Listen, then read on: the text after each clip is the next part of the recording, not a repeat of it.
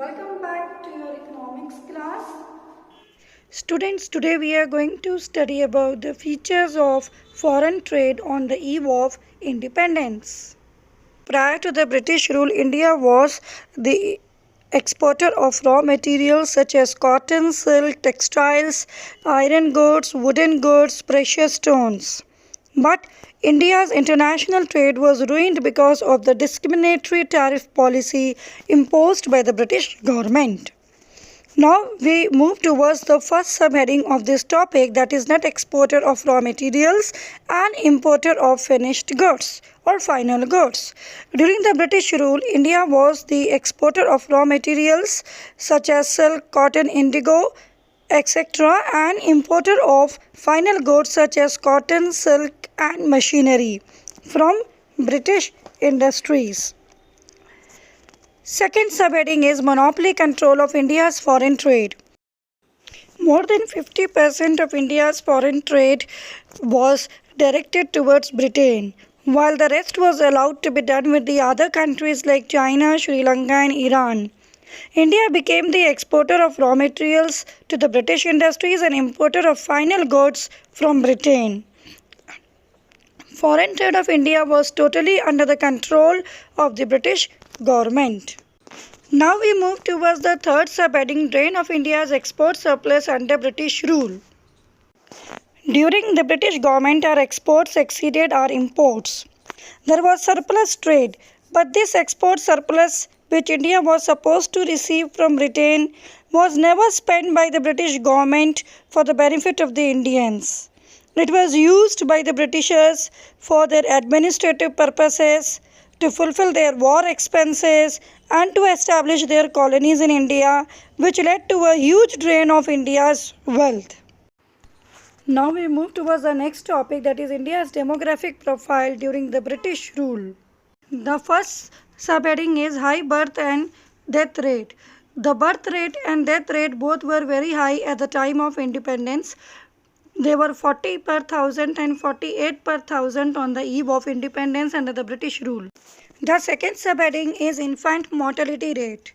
Infant means those children who are below the age of 1 year. Mortality rate means death rate. 218 children per thousand expired below the age of 1 year because of the lack of medical and health facilities on the eve of independence. So, infant mortality rate was also very high at that time. Now we move towards the third subheading, that is life expectancy rate. Life expectancy rate is the average number of years that a person can expect to live. During the British rule, the life expectancy rate was also very low. It was hardly 38 to 44 years at that time. But at present it is nearly 68 years. So it shows a state of poor healthcare facilities and massive poverty in India at the time of independence. The fourth subheading is literacy rate. Literacy rate is the total percentage of people who can read and write. During the British rule, the overall literacy rate was nearly 16%. 9% of males were literate and 7% of females were literate, which means there was a clear gender bias in the society. Now we move towards the topic of demographic transition. Demographic transition is a period which shows change in the growth rate of the population in the country.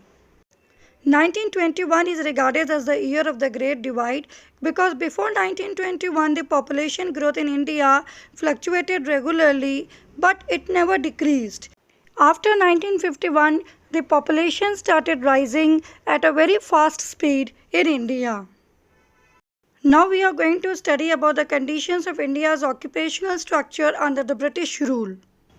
Occupational structure refers to the distribution of working population across primary sector, secondary sector and tertiary sector of the economy. कि country के कितने लोग किस किस sector में काम करते हैं उसको हम occupational structure बोलते हैं. Now we will study about the agricultural sector. In India, agriculture was considered as the main source of occupation during the British rule. Nearly 72% of the India's working population was engaged in agriculture, which shows that people were dependent upon the farming activities. which also indicates the backwardness of the Indian economy at the time of independence. Now we are going to study about industrial sector. Nearly 10% of India's working population was engaged in industrial sector because there were no capital goods industries at that time. India was totally dependent on the import of simple tools, equipments as well as machines from Britain. In case of service sector, very less proportion of India's population was engaged because there were hardly any job opportunities in the service sector for people in India. Now we are going to study about the topic unbalanced growth of Indian economy under British rule. Under British rule, all the sectors of Indian economy were not equally developed. That means people dependent upon the agricultural sector, but the growth of the industrial sector and service sector was quite slow, and the industries which were settling up in these sectors, they were also at an infant stage. यानी अभी तो उन्होंने grow होना शुरू किया ही था कि Britishers ने पूरी तरीके से इंडियन इकोनॉमी को एक्वायर कर लिया, तो कोई उम्मीद नहीं थी कि बहुत जल्दी उनमें कोई प्रोग्रेस नज़र आती. Now we move towards the topic of infrastructure in India under the British rule. The very first point in this is introduction of railways in India. Britishers introduced railways in India in the year 1850, and by 1853 the first railway line was set up in India and the first rail moved on it. The Britishers developed Pakka roads in India, which were all-time weather roads, that means which could be conveniently used to move goods from one place to the other in all the weather conditions. Then they developed the seaports in India in order to transport the raw materials from the towns and villages to the seaports so that they can be moved to the British industries. And they also set up post and telegraph departments for. Now we are going to study about the positive impact of railways in India.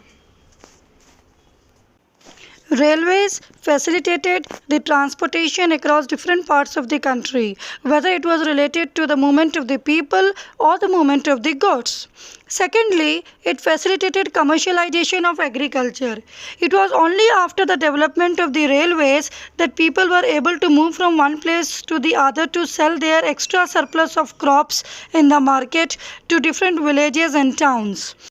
It was only because of the development of the railways that the domestic market had expanded. That means जैसे किसी गांव में कोई चीज़ available है वो दूसरी जगह नहीं मिलती है तो लोग एक दूसरे के गांव में जाके चीज़ें सेल करने लगे थे और इस तरीके से जो है उन्होंने ट्रेड को एक्सपैंड कर लिया तो दो पैसे भी कमाने लगे थे. Railways improved the transportation facility in a way that there was faster movement of food grains across different parts of the country. People could move easily from one place to the other and cover the distance in a short time. Now we are going to study about the negative impact of railways. Colonial exploitation of the Indian economy was done more rapidly because of the export of raw materials from India to Britain after setting up of the railways, and the market for the British goods was also expanded because import of finished goods from Britain to India could be done easily by linking the railway lines to the seaports. तो ये process और speed up हो गया export का और import का between India and Britain because of the railway line. So students, we reached to the conclusion that the British rule, although it exploited Indian economy, but there was a positive impact of it on India as well, as it helped to develop the infrastructure, it helped in the commercialization of agriculture, and it taught Indians effective administrative policies. So that's all for today, students. The topic is over. Hope you would like the video.